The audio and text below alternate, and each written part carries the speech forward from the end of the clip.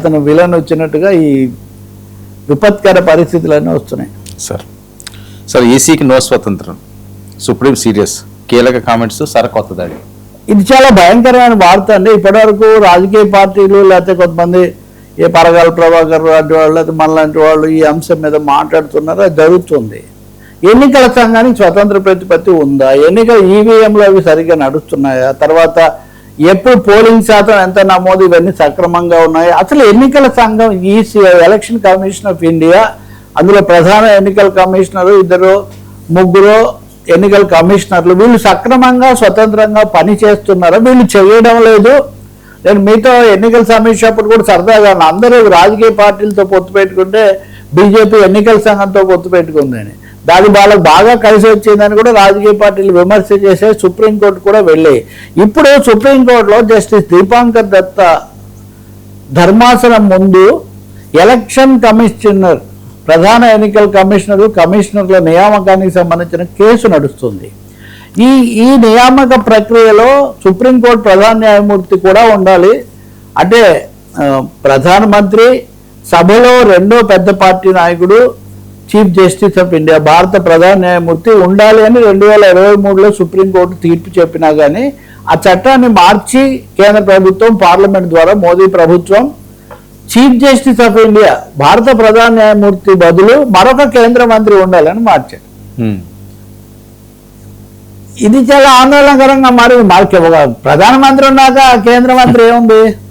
ఇప్పుడు మీరు నిర్వహించే చర్చలు మిమ్మల్ని కాదు, మీరు అడిగితేనే కదా నేను చెప్పగలుగుతాను. కాబట్టి ఇక్కడ ఖచ్చితంగా చెప్పాలంటే ప్రధానమంత్రి, కేంద్ర ప్రభుత్వం యొక్క చెప్పు చేతల్లో ఎన్నికల సంఘం, ఎన్నికల కమిషనర్ ఉండే పరిస్థితి వచ్చింది. It compromises the impartiality, integrity of Election commission. ప్రజాస్వామ్యానికి కొలబద్ద కీలకమైనది ఏంటి? ఎన్నికల సంఘం నిష్పక్షపాతంగా ఉండాలి, లేదా స్వతంత్రంగా పనిచేయగలగాలి. కానీ ఇక్కడ ప్రధానమంత్రి ఇంకొక మంత్రి అయిన తర్వాత ఇంక ప్రతిపక్ష నాయకుడు ఏం చేస్తాడు? ఆయన కాదంటే కూడా ఇక్కడ మెజారిటీ ఉంటుంది. ఈ అంశం వచ్చింది, దీన్ని వినలేదు. కోర్టులో కేసు ఇప్పుడు నడుస్తుంది. అప్పుడు సుప్రీంకోర్టు గతంలో ఏమందంటే, ఓకే మేము ఒక్కసారి 2023లో సిసిఐ ఉండాలన్నాము, అది అప్పటికి చెప్పాము, తాత్కాలిక పరిస్థితి, శాశ్వతంగా కాదు. శాశ్వతంగా ఎలా ఉండాలని పార్లమెంట్ చెప్పాల్సిందే అని పార్లమెంట్ ఇప్పుడు ఏం చెప్పింది? ఇదిగో మంత్రి ఉండాలని చెప్పింది. దీని మీద జస్టిస్ దీపాంకర్ దత్తా తీవ్రమైన విమర్శ చేశారు. ఏమంటే, ఒక మూడో స్వతంత్ర వ్యక్తి, నిజంగా నిష్పాక్షికంగా ఉండగలిగిన వ్యక్తి ఉండాలని మేము చెప్తే మీరు మంత్రిని పెట్టారు. ఆ మంత్రి ఎలా వ్యతిరేకించగలుగుతాడు?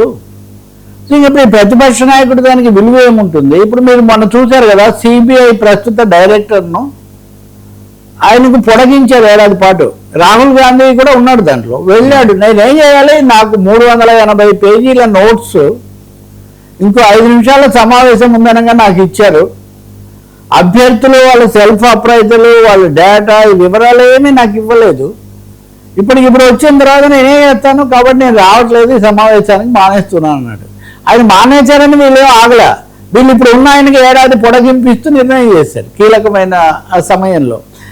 సుప్రీంకోర్టు ఈ విషయం కూడా ప్రస్తావించింది, జస్టిస్ దత్తా. ఏమిటి అంటే, సిబిఐ డైరెక్టర్ విషయంలో పెట్టిన పద్ధతే మీరు ఈ ఎన్నికల కమిషనర్ విషయంలో ఎందుకు పెట్టట్లేదు? కాబట్టి ఎన్నికల కమిషన్ రాజీ పడింది అని భావిస్తే ఆ ప్రజాస్వామ్యానికి విలువ లేదు. ఇది చాలా తీవ్రమైన, బహుశా ఇటీవల కాలంలో మనం చేస్తున్న చర్చలు, మనం ప్రస్తావిస్తున్న అంశాలకు పరాకాష్ట అది స్వయంగా దేశం యొక్క అత్యున్నత న్యాయస్థానం నుంచే వచ్చిందని మనం భావించాల్సి ఉంటుంది.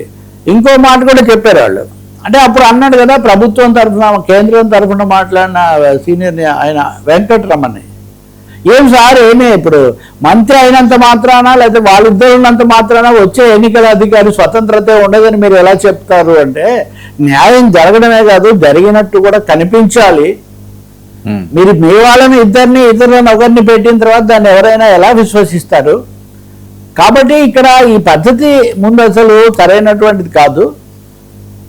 మీరు అసలు ఒక ప్రశ్న వేశారు న్యాయమూర్తి, మీరు భారత రాజ్యాంగం తర్వాత గొప్పది అని దేని భావిస్తారు అని అడిగాడు ఆయన. ఏదో చెప్పాడు, నేను భారత రాజ్యాంగం తర్వాత ఎన్నికల సంఘం అతి కీలకమైందని నేను భావిస్తాను.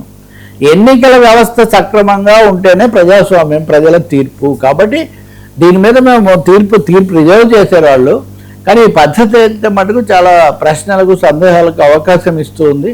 Compromising independence of Election Commission of India is an ominous sign, చాలా డేంజరస్ సిగ్నల్ అనే పద్ధతిలో చెప్పారు. అయితే ఇదే సమయంలో ప్రాక్టికల్గా చూస్తే మనం ఆంధ్రప్రదేశ్, తెలంగాణలతో సహా 16 రాష్ట్రాలు, 3 కేంద్రపాలిత ప్రాంతాల్లో స్పెషల్ ఇంటెన్సివ్ రివిజన్ ప్రారంభం అవుతుంది. దీనికి సంబంధించి సన్నాహాలన్నీ ఇప్పుడు ఊరికే మీ ఘోష మీదే, మా ధ్యాస మాదే అన్నట్టుగా వాళ్ళు అలా వెళ్ళిపోతూ ఉన్నారు. అందరిలో ఒక ఆందోళన ఉంది. సుప్రీంకోర్టులో సర్ మీద కూడా చర్చ జరుగుతుంది. సర్ మీద రాజకీయ పార్టీలకి రేవంత్ రెడ్డి దగ్గర నుంచి అందరూ దాని గురించి మాట్లాడుతున్నారు. ఏమవుతుందో తెలియదు.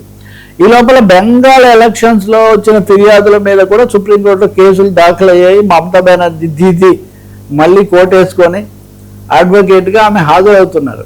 సో నేను అనుకుంటున్నాను భారత ఎన్నికల వ్యవస్థ అతి కీలకమైన విషమ పరీక్ష లేకపోతే న్యాయపరమైన సవాలు ఎదుర్కొంటుంది. ఇది ప్రజాస్వామికంగా పరిష్కారం అవుతుందని మనం కోరుకోవాలి. అవ్వాలి, అయితేనే ప్రజాస్వామ్యం నిలబడుతుంది. సార్ చైనా పై చెయ్యి తైవాన్ తైతక్కలలో ట్రంప్ చైనాకు వెళ్ళాడు ఆయన నిన్న.